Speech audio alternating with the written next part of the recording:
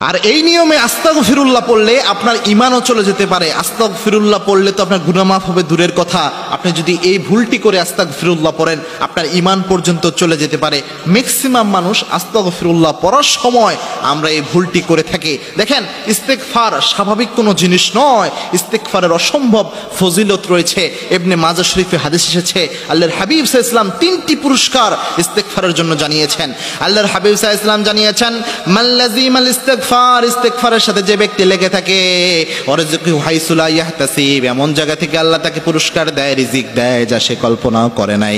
আল্লাহ রাব্বুল আলামিন এক নম্বর এটা দেয়। দুই নম্বর, আল্লাহ রাব্বুল আলামিন তাকে সমস্ত বিপদ আপদ থেকে আল্লাহ রাব্বুল আলামিন নিজে উদ্ধার করে নেয়। সব বিপদ আপদ থেকে আল্লাহ রাব্বুল আলামিন উদ্ধার করে নেয় এবং ইস্তেগফারের কারণে আল্লাহ রাব্বুল আলামিন দোয়া কবুল করেন, মুস্তাজাবুদ দাওয়া আল্লাহ রাব্বুল আলামিন বানিয়ে দেয়। আল্লাহ রাব্বুল আলামিন ইস্তেগফারের ফজিলতের ক্ষেত্রে একটি ছোট্ট ঘটনা যদি উল্লেখ করি, এরপরে আমি সমস্যাটা বলছি। ছোট্ট ঘটনা হচ্ছে, একবার ইমাম আহমদ ইবনে হাম্বল তিনি সফরে ছিলেন।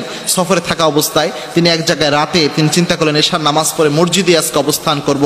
মসজিদে যখন তিনি অবস্থান করছিলেন, ইমামের যিনি মসজিদের খাদেম ছিলেন তিনি তাকে চিনতে পারেন নাই, যিনি ইমাম আহমদ ইবনে হাম্বল জগৎ বিখ্যাত মুহাদ্দিস, তিনি চিনতে পারেন নাই, যার কারণে বললেন আপনি মসজিদ থেকে বের হয়ে যান, এখানে থাকা যাবে না। তিনি চিন্তা করলেন একজন রুটির দোকানদার দেখা যাচ্ছে, যুবক রুটি বিক্রেতা, তিনি যেয়ে বললেন যে আমি রাতটা তোমার এই দোকানের পাশে, তোমার এই চুলার পাশে কাটাতে যাচ্ছি, আমি একজন মুসাফির মানুষ।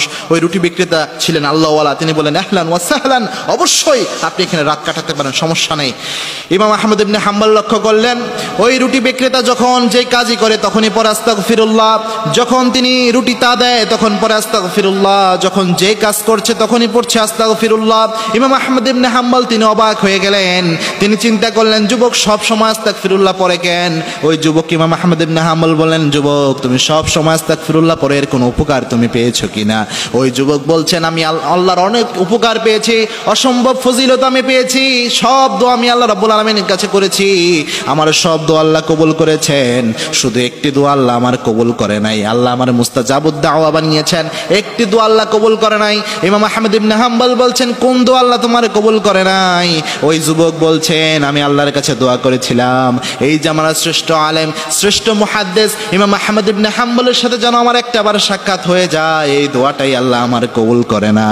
ইমাম আহমদ ইবনে হাম্বল কান্না করে দিলেন। ইমাম আহমদ ইবনে হাম্বল যুবককে জড়িয়ে ধরে বললেন, যুবক ইমাম আহমদ ইবনে হাম্বলের সাথে দেখা করার জন্য, সাক্ষাৎ করার জন্য ইমাম আহমদ ইবনে হাম্বলের দরজায় যাওয়ার তোমার কোনো প্রয়োজন নাই, আল্লাহ স্বয়ং ইমাম আহমদ ইবনে হাম্বলকে তোমার দরজায় পাঠিয়ে দিয়েছেন।